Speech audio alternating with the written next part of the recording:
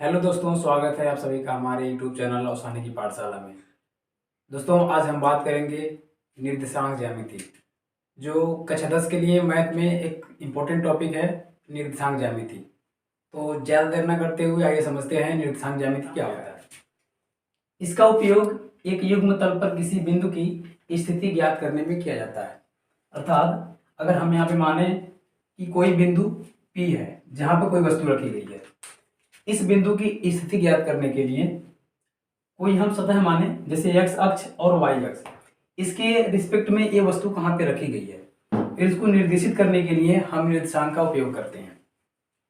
किसी बिंदु की y अक्ष से दूरी उस बिंदु का x निर्देशांक कहलाता है। अर्थात अगर हम इस वस्तु की दूरी को x अक्ष से निर्देशित करें तो x बिंदु से जिस दूरी को यह डिनोट करेगा उसे y निर्देशांक तथा y दूरी से या y अक्ष से इस वस्तु की दूरी को निर्देशित करें तो उस रिस्पेक्ट में उसे बोलते हैं y निर्देशांक। जैसा कि यहाँ पे लिखा हुआ है कि यदि किसी बिंदु की y अक्ष से दूरी उस बिंदु का x निर्देशांक कहलाता है, यानी कि अगर हम इस y अक्ष के हिसाब से इस वस्तु की स्थिति को चेक करें तो इसके रिस्पेक्ट में इस बिंदु पर जो निर्देशांक स्थापित होगा उसे x निर्देशांक तथा किसी बिंदु की x अक्ष से दूरी उस बिंदु का y निर्देशांक, यानी कि अगर हम x अक्ष से इस बिंदु की दूरी को मेजर करें, यानी कि ये हमारा क्या है x अक्ष, यानी कि हमारा क्या है x अक्ष, इसके रिस्पेक्ट में यह वस्तु x अक्ष से कितनी दूरी पर स्थित है, तो उसके रिस्पेक्ट में ये जो दूरी होगी इसे बोलते हैं y निर्देशांक। उसी हिसाब से कि जब हम y अक्ष से जब हम इस वस्तु की दिशा को निर्धारित करेंगे तो यहाँ से जितनी दूरी पर वस्तु स्थापित है उसे बोलते हैं y निर्देशांक। बिंदु P पर हमको मानना पड़ता है कि कोई x और y निर्देशांक, यानी कि जिस जगह पे कोई वस्तु रखी गई है x अक्ष से कितनी दूरी पर है और y अक्ष से वस्तु कितनी दूरी पर, उसी को बोलते हैं इस बिंदु का निर्देशांक। तो आइए समझते हैं निर्देशांक ज्यामिति में अगर कोई वस्तु कहीं किसी बिंदु पर रखी गई है तो उसकी स्थिति को कैसे चेक करते हैं। मान लीजिए यहाँ पर कोई वस्तु P रखी गई है, इसके रिस्पेक्ट में कुछ दूरी पर एक और वस्तु रखी गई है, यानी कि पहली वस्तु रखी गई है उसके जो शीर्ष के निर्देशांक हैं x1 तथा y1, उसी प्रकार से Q बिंदु के निर्देशांक x2 तथा y2 हैं। इन दोनों के शीर्षों की बीच की दूरी ज्ञात की जाती है। तो इन दोनों के बीच की दूरी को ज्ञात करने के लिए हम क्या करेंगे, ये चीज हमेशा कक्षा 10 के बोर्ड के पेपर में इससे सवाल बनते हैं। तो हम शीर्षों के बीच की दूरी को ज्ञात करेंगे।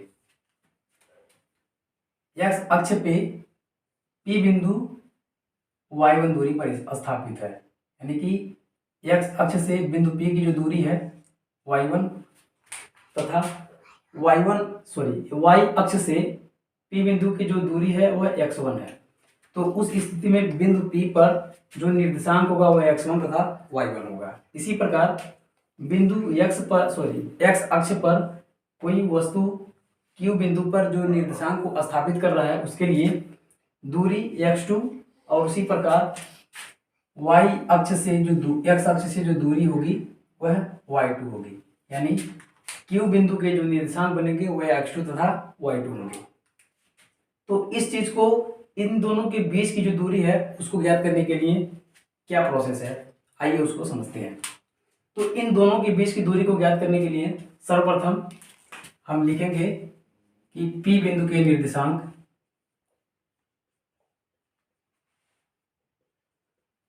निर्देशांक जो दिए हुए हैं वह x1, y1 और इसी प्रकार Q के निर्देशांक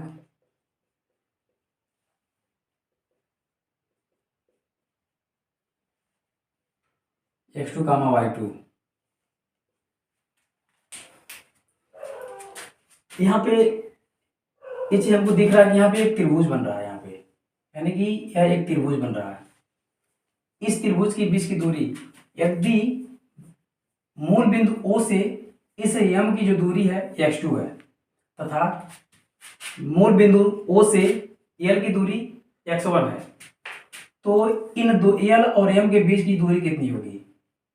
तो इस पूरे में से ये छोटा सा जब घटाएंगे यानी कि x2 माइनस x1, ये दूरी निकल के आ गई। इसी प्रकार x अक्ष से जो बिंदु Q की जो दूरी है वो कितनी है y2, और x अक्ष से y1 की जो दूरी है वो कितना है y1, यानी कि P बिंदु की दूरी जो है x अक्ष से y1 है।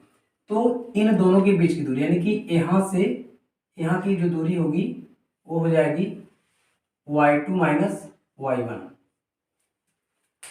अब ये जो दूरियां हैं P और Q के बीच की दूरी ज्ञात करनी है हमको, यानी PQ के बीच की दूरी क्या होगा? दोस्तों हमने एक पाइथागोरस प्रमेय पढ़ा है, यानी कि जब किसी त्रिभुज में किसी समकोण त्रिभुज में जब कुछ प्रारूप दिए गए, कुछ अवयव दिए जाएं, तो उसके रिस्पेक्ट में पाइथागोरस ने एक प्रमेय बताया था कि समकोण त्रिभुज में बना कर्ण का वर्ग शेष दो भुजाओं के वर्गों के योग के बराबर होता है। यानी कि यहाँ पे आपको एक समकोण त्रिभुज दिख रहा है। समकोण त्रिभुज में इस जो सबसे लंबी जो दूरी होती है उसको कर्ण बोला जाता है, उसके नीचे आधार और उसके साइड में लंब। तो पाइथागोरस प्रमेय के अनुसार PQ के बीच की दूरी ज्ञात करेंगे। पाइथागोरस प्रमेय के अनुसार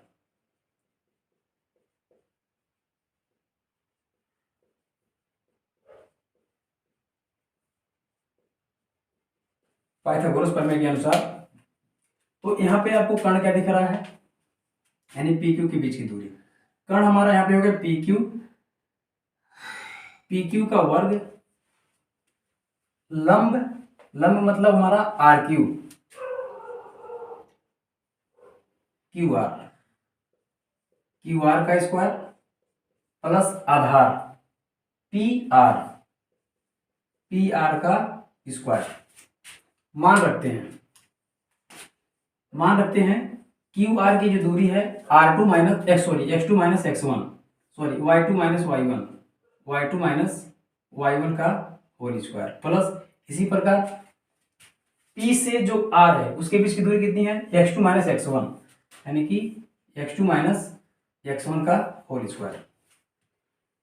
जो P और Q दिया है यानी कि इसको अगर हम मान लें D, तो यहाँ पे हो जाएगा हमारा D स्क्वायर, अर्थात D बराबर जब किसी संख्या में अगर कोई स्क्वायर दिया है तो अगर इस स्क्वायर को हटाया जाए तो इस राइट साइड में क्या बन जाता है, अंडर रूट बन जाता है। यानी कि अगर हम यहाँ से D का मान ज्ञात करें तो ये जो पूरा मान है ये अंडर रूट में आ जाता है, यानी कि अंडर रूट में वो आ जाता है। ठीक है, तो Y2 माइनस Y1 का whole square plus X2 minus X1 का होल स्क्वायर। ये हो गया हमारा फाइनल आंसर, यानी कि ये हो गया PQ के बीच की दूरी। ठीक है, फिर समझाएं। जैसा कि आपको दिख रहा है कि यहाँ पे X अक्ष और Y अक्ष, इसमें हमने क्या किया है कि एक वस्तु यहाँ पे और एक वस्तु यहाँ पे ले रखी है। बिंदु पहला जो है जो वस्तु पहला है उसके जो शीर्ष के निर्देशांक दिए गए हैं X1, Y1।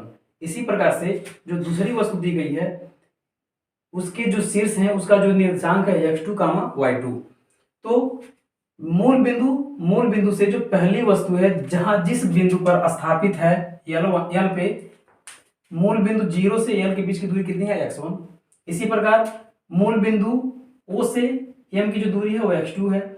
इसी प्रकार मूल बिंदु से या Y अक्ष में जो मूल बिंदु से Y अक्ष के रिस्पेक्ट में P बिंदु के जो निर्देशांक होंगे वह उस दूरी कितनी होगी Y1, और Q बिंदु के जो शीर्ष पर जो निर्देशांक स्थापित होगा मूल बिंदु से Y अक्ष के लिए वो हमारा क्या है Y2 है। तो Y2 है यहाँ पे। अब हम क्या करेंगे, इन दोनों शीर्षों को मिलाएंगे। दोनों शीर्षों को मिलाने के बाद ज्ञात करेंगे कि इन दोनों के शीर्षों के बीच की दूरी कितनी है, जो आपको एक विकर्ण के रूप में दिख रहा है। तो इन दोनों के बीच की दूरी को ज्ञात करने के लिए हम इस प्रोसेस को अप्लाई करेंगे। तो पी क्यू के बीच की दूरी ज्ञात करने के लिए क्या करते हैं, हम एक पाइथागोरस का प्रमेय लगाते हैं। यानी कि जब कोई त्रिभुज स्थापित होता है तो त्रिभुज बनने के बाद अगर कोई विकर्ण दिख रहा है तो विकर्ण की दूरी ज्ञात करनी है। तो विकर्ण का मान हमेशा क्या होता है कि अगर विकर्ण का स्क्वायर कर दिया जाए, उसके बाद आधार के स्क्वायर को लंब के स्क्वायर से जोड़ने पर विकर्ण का मान प्राप्त होता है, जैसा कि आपको यहाँ पे दिख रहा है। तो ये हमारा क्या होगा, निर्देशांक ज्यामिति में किसी दो बिंदुओं के बीच की दूरी ज्ञात करने के लिए ये व्यापक सूत्र है। ठीक है दोस्तों, समझ में आ रहा है तो लाइक कीजिए, कमेंट कीजिए और सब्सक्राइब कीजिए। तो अभी आपको यानी कि दो बिंदुओं के बीच की दूरी पता चल गया। अब आइए दोस्तों हम उस फॉर्मूले पर सवाल करते हैं। मान लीजिए कि दो बिंदु इस प्रकार हैं, P और Q हैं। इन दोनों के बीच की दूरी ज्ञात करना है। मान लीजिए कि P बिंदु के निर्देशांक जो हैं 8, -3 और Q बिंदु के निर्देशांक हैं 3, -6। ठीक है, इन दोनों बिंदुओं के बीच की दूरी ज्ञात करना है।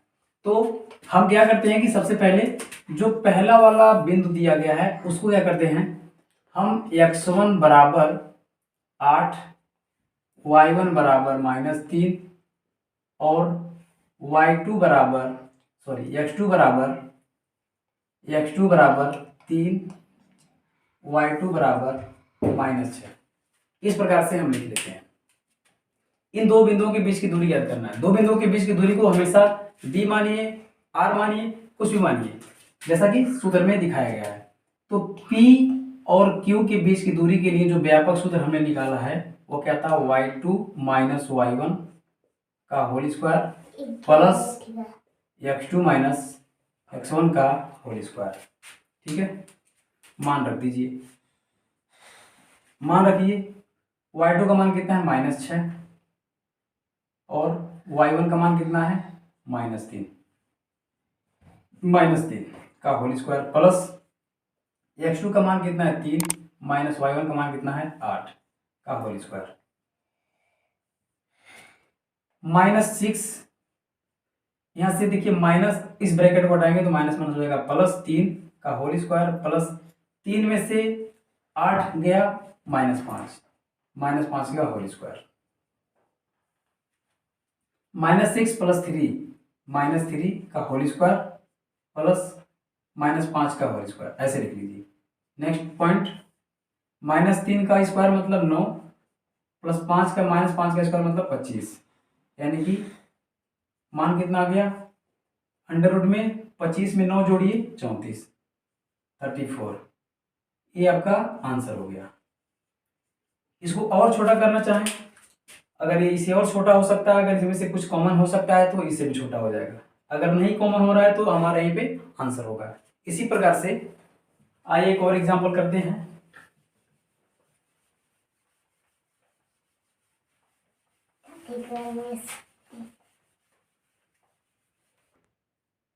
तो आइए इसी प्रकार हम एक दूसरा सवाल समझते हैं। जैसा कि मान लीजिए कि कोई दो बिंदु दी जाए, माना P बिंदु के निर्देशांक 5,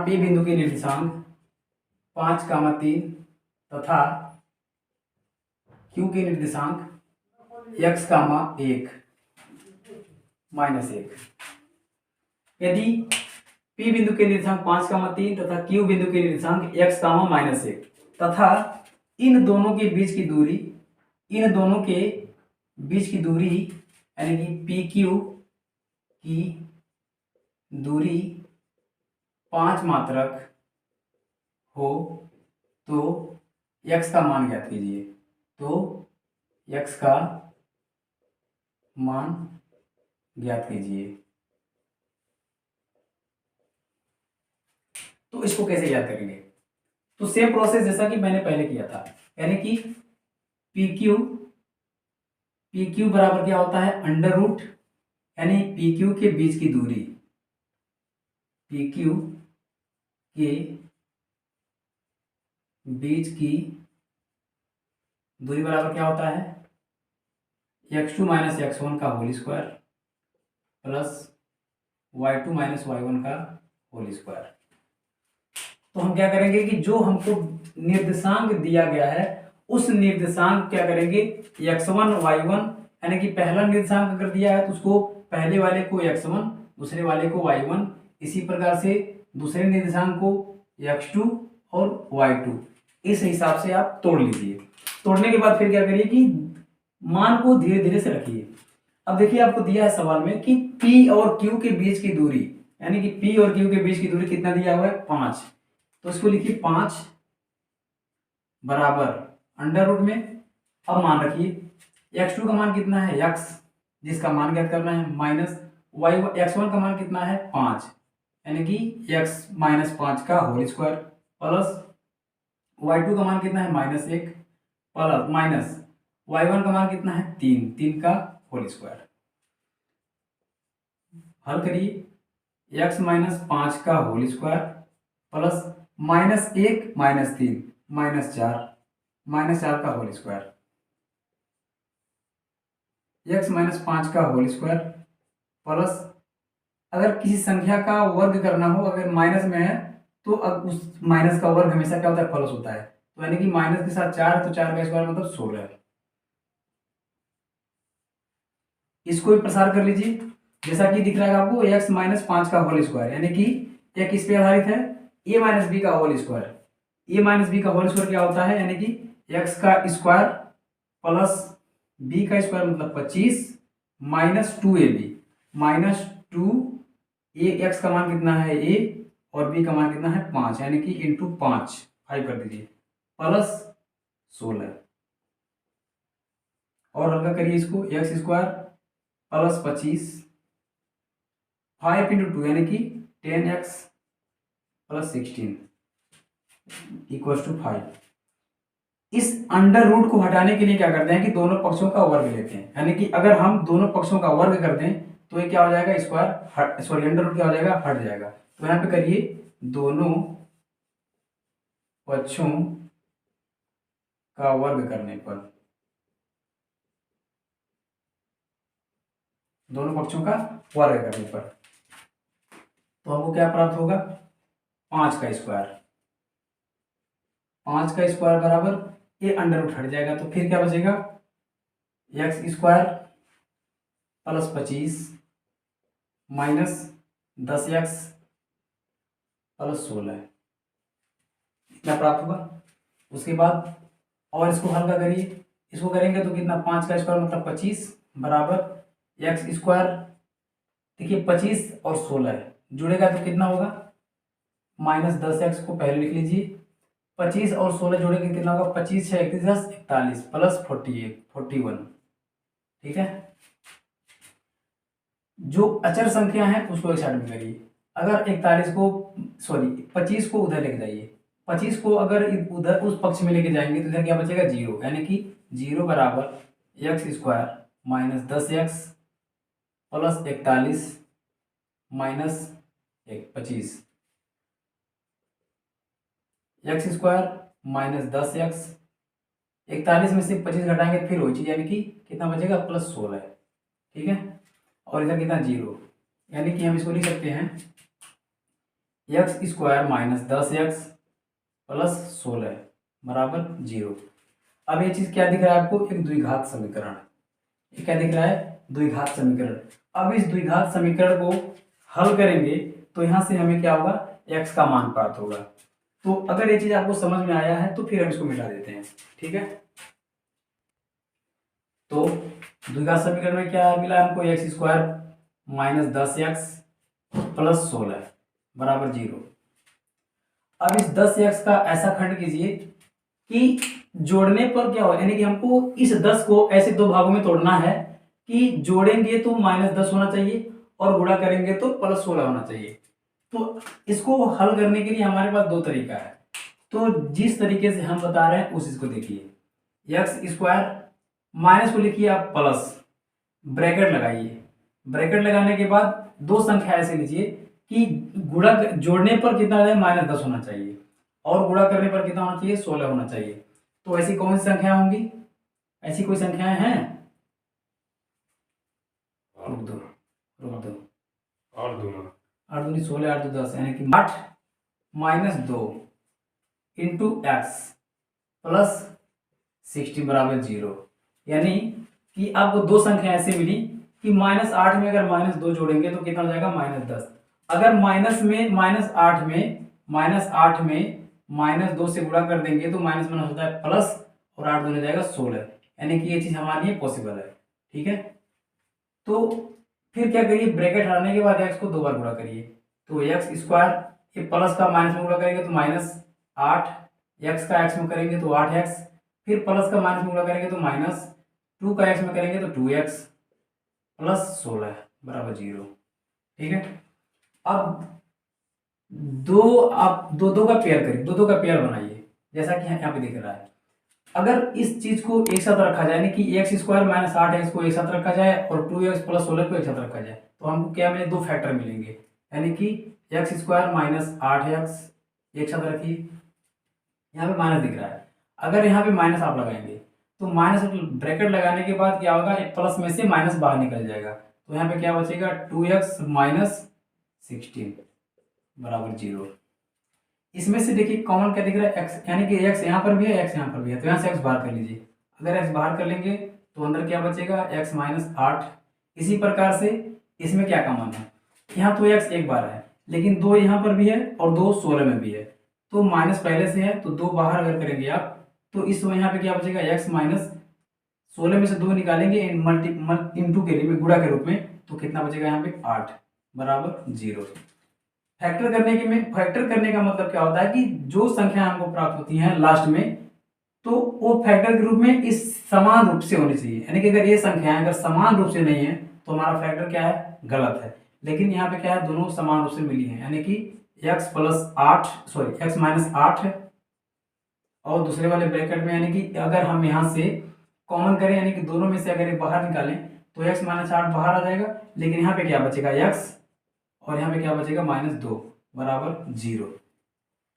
बारी बारी से दोनों को बराबर करिए, मैंने कि 0 के बराबर करिए। अगर हम इसको x माइनस 8 को 0 के बराबर करेंगे तो यहाँ से x का मान प्राप्त होगा 8, और इसी प्रकार से जब हम x माइनस 2 को 0 के बराबर करोगे तो यहाँ से पक्षांतर करने के बाद क्या होगा, x का मान आ जाएगा 2, यानी कि जो हमारे सवाल में दिया गया था कि x का मान ज्ञात करिए, तो x के लिए ये दो मान क्या है, पॉसिबल है, यानी कि दोनों मान संभव है, यानी कि जो निर्देशांक दिया गया था P बिंदु के निर्देशांक और Q बिंदु के निर्देशांक, तो Q बिंदु में जो x का मान ज्ञात करना था उस x के जगह पे 8 और 2 रखें, तो उन दोनों के हिसाब से जो दोनों बिंदुओं के बीच की जो दूरी है थी 5 मात्रक, वह पॉसिबल होगा। ठीक है, उम्मीद करता हूं कि आप लोगों को यह चीज समझ में आया होगा। ठीक है दोस्तों, एक लास्ट बात मैं एक बात कहना चाह रहा हूं आप लोगों से कि हम दो बिंदुओं के बीच की जो दूरी पढ़ी है, d बराबर क्या होता है,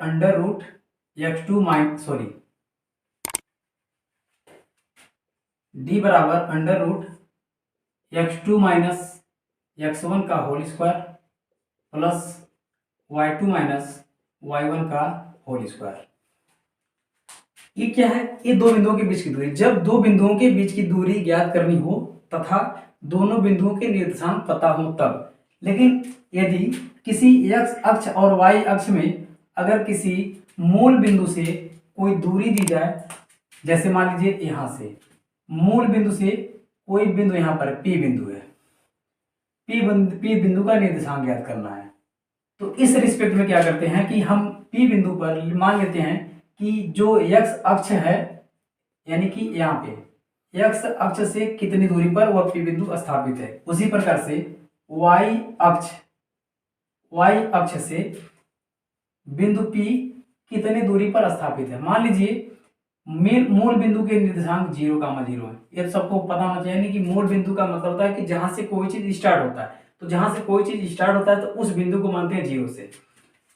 यहां से 0 बिंदु यानी कि मूल बिंदु से जो x अक्ष की जो दूरी है इसको मानते हैं x।